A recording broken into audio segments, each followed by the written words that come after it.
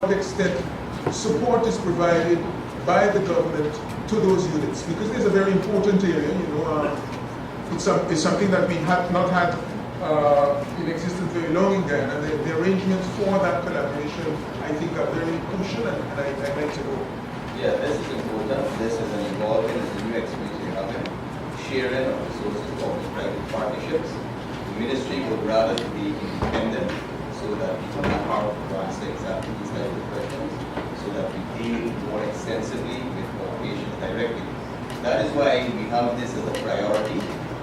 We're engaging, we're even thinking of a chronic disease center. We hope to have that. So we have more units, and we need to less and less share resources. There is an MOU, there is an evolving MOU with one of the services called the base center, and that is to allow us to have patients taken at a cheaper rate. We are still doing a review now of that to see how effective it is, but I tell you, frankly, we would rather have not to do such reviews, but expand our capacity, which we are in the process of doing. Honourable members, I'd like to say that health has 7 programs. So it's like 2 hours for it, we're still in hospital after half an hour. There are other members at the back who've been waiting for some time. So Mr. Gwinnett, one question, and then I need to go to the back. Well, I thank you for your understanding, Mr. Chairman. I really am trying to get from the minister, and he doesn't have all the information you can give us subsequently rather than take the time. But the basis of the nature of the MOU and whether the conditions are known. It is important that when you're collaborating on this basis, especially since these are like new entrants, that the conditions for participation be known, and that all the participants feel that they have an equal chance to provide the service. Okay, that's noted. They have the concept of a level playing field. Incidentally, as you said, there are other centers. We did have discussion with them. I think we did share some of them with various things, home dialysis and so on. So that is a good point, that we are aware of the need for transparency and level playing field. So we will have further discussion. But will you provide us with some information? Yes, we could. We could even possibly. Mr. Charlton, go ahead. Thank you, Mr. Chair. Mr. Chairman, I want to take this about the 6:160. Which one is this? 6:160. The increase in dollar terms in relation to the expenditure that you're asking commissions for is $135 million. Without having a sense of what is the GMO's earn, I would like to know, this software would like to know, because we want to know what it is that the request is justified. We would like to know exactly what it is we are looking at in relation to the monument to those 9 Okay, that's contracted employees. Give me this here. The contracted employees will include persons like the director of medical and professional services. That one would attract a salary of $833,490. Director of medical and professional services. Director of medical and professional services I just mentioned. Medical director, education, $771,750 per month. The CEO gets $869,946. The director of financial services, $772,470. Mr. Chairman, if I may, I don't think I understand. I am not dealing with persons who are already, I'm dealing with 99 new persons who it is to be employed or Okay. Well, and I want to know, we want to have a sense of what it is those persons are going to get in relation to justify the requested increase of 100%. okay, these are basically the GMOs I referred to. We get them significant access to new government medical officers, let's call them graduate doctors. A person like that would be medical officer, $274,274 with minimum allowances like telephone allowance, housing allowance, 3,000 and 20,000 square.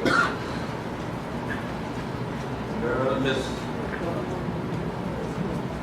Go ahead. Thank you very much. Ferguson. Mr. Chairman. Line item 6241. Can the Honorable Minister explain the reason for this increase and the amount of buildings that are currently rented by the GPAC? Thank Okay, you. rental of buildings. Rental of buildings, you want to.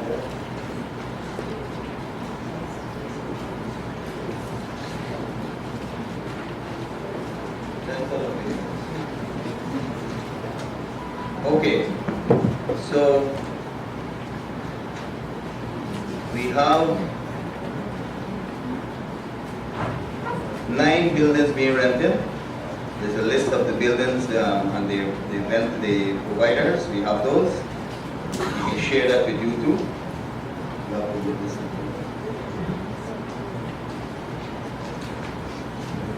So we have the list of names of persons from whom we rent, and we have the cost per month of each building. These are rented in particular for the consultants. We have consultants working with us. And for the Cuban Brigade, we have in Campbellville, for example, we rented a property where several of the members of the Cuban Brigade, and more particularly the head of the Cuban Brigade and the head of the faculty group of the Cuban training in Open Guyana live. Mr. Chairman, just a follow-up. I trust the minister would hold his word, because last year I can recall asking him on this very line item, and he had promised to provide this National Assembly with the required information. So I trust that you hold your word, sir. Which information? I just made Under this very line item Well, I'm making it very public 6241. here that we can, I don't know if it's acceptable to read the landlord's name here, but I'm saying that we have 9 landlords in Georgia. I give you an example of one location and the purpose for which it's done. For example, the OBGYN consultant is a foreigner on contract. One of those contracts we have in Porto, that the more weighty salaries there, and that person is provided obviously by the hospital. So we could give it to you as one about Mr. Chair. Mr. Speaker, if it's not no problem calling him like you do now, or I can simply hand it across the aisle. So that's exactly the role the position we took last year. Hand it over. Yeah, we can probably do it, Mr. Chair. Honorable Chairman, if I could ask the Minister in relation to the line item 6221, drugs and medical supplies. He did indicate that a number of corporations supply the drugs. I want to know what's the percentage of new GPC supply for this 1.86 billion. Okay, well, I haven't worked out the percentage, but I can tell you that, of just looking at the figure, that it's significantly the largest slice. I think that's what the answer you want to hear. Yeah, and how much significant? Is Well, it I 1.2 billion? haven't worked out the percentage, right? And we haven't worked out here, we haven't brought here. Forget percentage, about the 1.86. About how much is it? Well, we haven't worked out here, and we haven't anticipated the question of what the percentage each provider would have given. That can be given. That's, once it's here as a summation, you can get the aggregate parts quite easily. A follow-up, Mr. Minister. Do we have a procurement manager at the public hospital to find out if the best prices are being obtained from new GPC as against others? Because we know about the ketoconazole and the ibuprofen. Okay, well, what I'll tell you is this. We go through the, not the White Health Sector 2, go through the tender process. There's a tender board, and they deal with such issues. I think the tender process involves having people review it, and this is the hospital and the Ministry of Health will be having an arm's length approach with that. It's the Central Tender Board, as I'm advised, will be dealing with such issues. The requirements for items, medical medications and medical supplies would have been made, and the necessary tenders have to be the process, not directly to the GPHC or the ministry. Is it possible for a price per unit in relation to the items for the last 3 months bought from, or last year, 3 months, be given to this National Assembly so that we could do a comparison? I suppose that's easy, that can be done, yes. Thank you very much. And how early could we get that? I think it is all computerized. I noticed the ministry No, will we be. can give you that within a reasonable period of time, probably by next Monday, Thanks. or probably before. On with Dr. Norton, I think you could wrap up. Thank you very much, Mr. Chairman. And just before I leave this Public Hospital Corporation with the current expenditure, could the Honorable Minister tell this House if, under training, including scholarships, if any consideration has ever been given, and if so, if it is positive, that doctors or persons employed at the hospital will be given the opportunity to have leave it paid to pursue for the postgraduate service. Well, I think that's a standard public service ministry approach. As a matter of fact, I can tell you now, we have, I think I can call his name because it's very positive, Dr. Kishore Prasad, who's now over in Calgary, and he has been there for some time now, probably the better part of a year, and he is being taught to do kidney transplant, and that comes from almost a good interaction with the Calgary University, which has been one of our emerging centers of excellence or strategic partners. As a matter of fact, they left only a few weeks ago, working in your hospital. So yes, there is that facility, and at the same time, there are in-country postgraduate programs. I spoke of these last year, the year before. The postgraduate programs, I'm told, are 9 in number now. They started a few years back with just general surgery. And, well, I just on the emerging, right? So there are quite a few now, quite a handful, at least 6. And those attract Guyanese trained doctors and Cuban trained doctors, and there's at least one foreign trained doctor. And on that, they are allowed to do their studies while still receiving their normal emoluments and normal salaries right here. And in cases where they travel overseas, in some cases they travel and other expenses are even footed by the GOG, by GPHC, or by the fraternal partner that we've engaged. Mr. Chairman, the Honourable Minister mentioned one. Could he say whether or not there's more than one? And if there are plans ahead this year to increase that number? Well, you must know too that there are scholarships, postgraduate scholarships now coming to the fore from Cuba. Previously, Cuba gave us only graduate doctors. In the recent years, we've been able to negotiate a handful of scholarships for postgraduate, and there are a few others who are from the previous batch of Cuban trained graduates, and they are over there studying in areas like psychiatry, obstetrics and gynecology, I think three or four spheres. So there are more, and this is an evolving program. Postgraduate studies are expensive, and so we need to leverage them. The gentleman who is overseas doing kidney came about because of a transaction or an interaction that happened only 2 years ago. So as these things get better and better, we send more and more. Further to that, we have trained three or four eye specialists.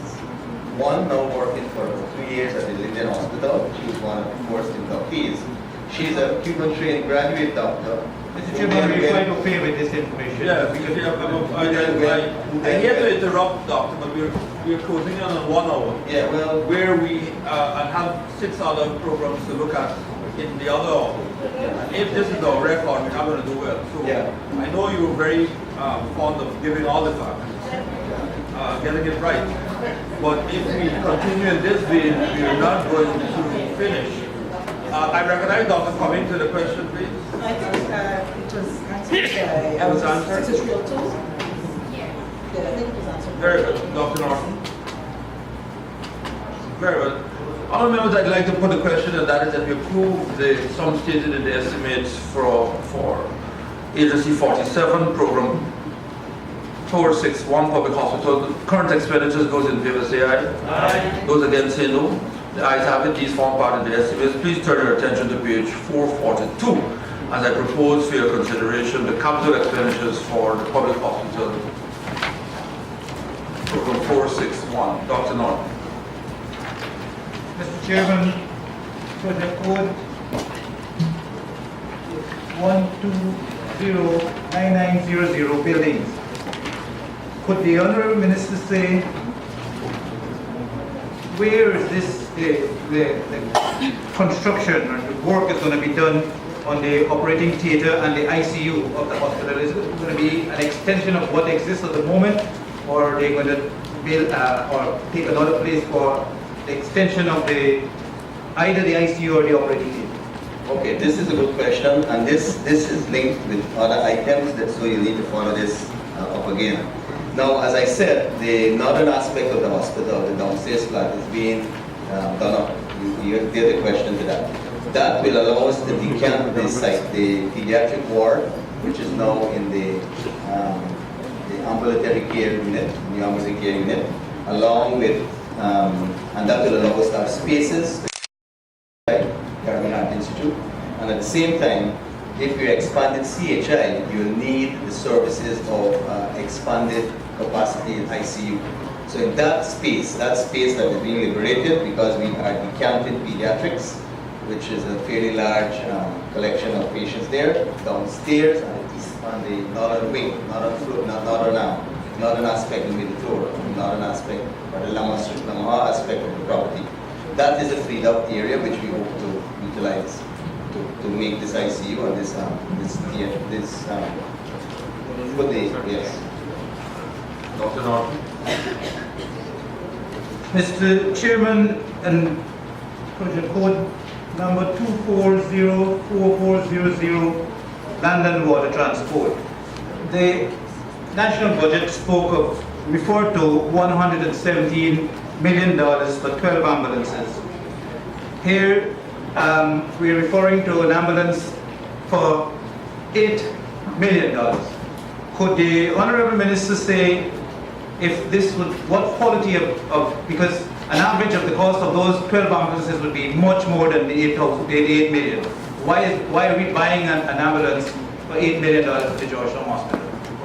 Well, this would be, of course, enjoying the duty-free concession of government vehicles, and that might be part of it. But the ambulances you see are similar to the two that are in the compound here, with basic equipment, and so I think it's a good investment, and this is the prices that we have been quoted. You can get them upgraded, upscaled, and you can put more things in them. But this explains this purchase. An ambulance of good quality that you can call an ambulance, and not as some people try to picture it as a minibus. It's not a converted vehicle. We buy it from companies which produce these things for purpose. My only question was, you have, I would think, more money available, because that 117 million, to just take that's supposed to buy 12 ambulances and to use only 8 million to buy one for the Georgetown Hospital, just, tells you that you... Yeah, that's a good question, Doctor, but as you will understand, the national conversation is being going on. We open the involve a national ambulance authority. For example, we might be the ambulances that are in this compound, they can be called to go anywhere at any time because of a certain system. That is why we have started certain training for the EMTs. And I've seen some of them around here. They're quite a collection of them. I had their names recently. Not necessary. Not necessary. But I won't do that. But what I'm saying is they are here, and the EMT program. So it's not only buying the ambulance, it is creating the workforce, and we have relationships with universities overseas who are pushing the postgrad for emergency medicine. We have one product so far. Dr. Norton. It's just that 12 ambulance at $8 million, 12 is 96. We have $117 million. That is my question. To account for the extra. Exactly. Sure. Okay, well, those ambulances will be predominantly for the regional system. So we discussed that when we meet, for the different, Ministry of Health will be deploying these in different areas for the national system. But this one here for the Georgian Hospital, I think is a fair price, and, if there are any additional things that need to go into it, well, we'll use it. But this will give the basic services of an ambulance. Mr. Chairman, under project code 4500203, medical equipment, there's a purchase of a laser equipment. Could the Honorable Minister say what type of laser, whether and what specialty This is called a YAG laser, and it's replacing one that has now become unserviceable due to age and wear and tear. Thank you very much. Yeah, was low overdue. On the same line item, could the Honorable Minister say, Mr. Chairman, what particular specialty would the surgical instrument be bought for? If you can.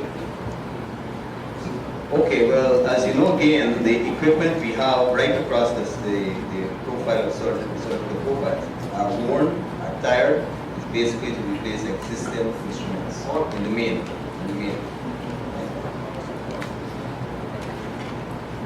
Thank you, Mr. Chair. Mr. Chair, through you to the Honorable Minister.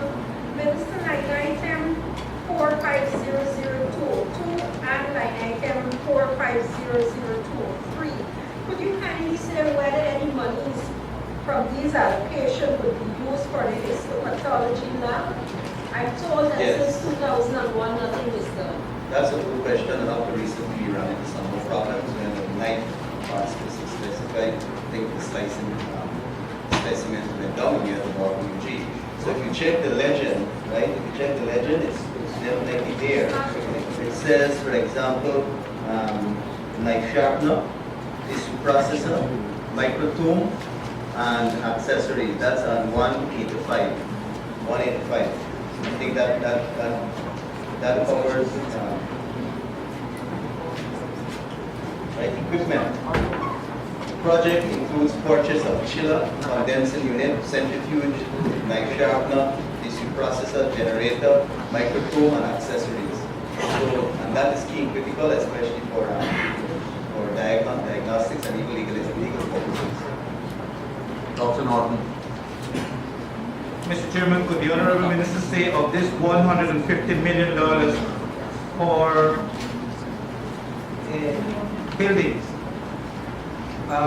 the maternity building that is supposed to be built, could the Honorable Minister share some light on the quality of this building, its the type of construction, and where would it be located?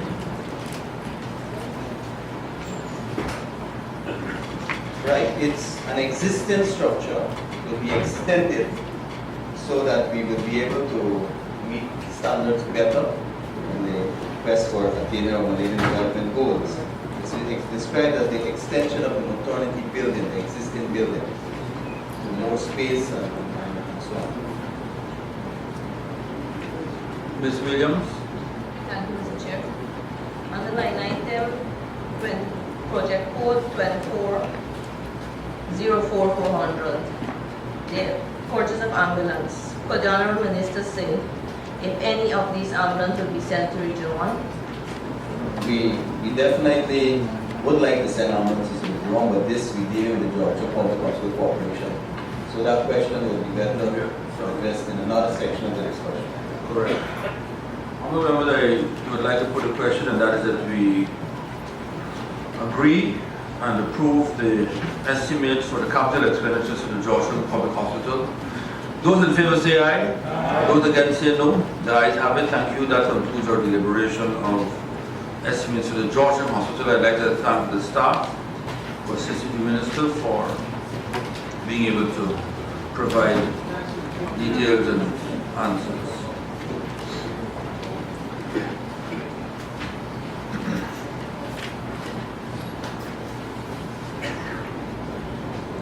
We turn our attention to Ministry Administration, pages 178, 179. Could you give us a minute first? Yes, yes, I'm just adverting members who wish to get themselves in order.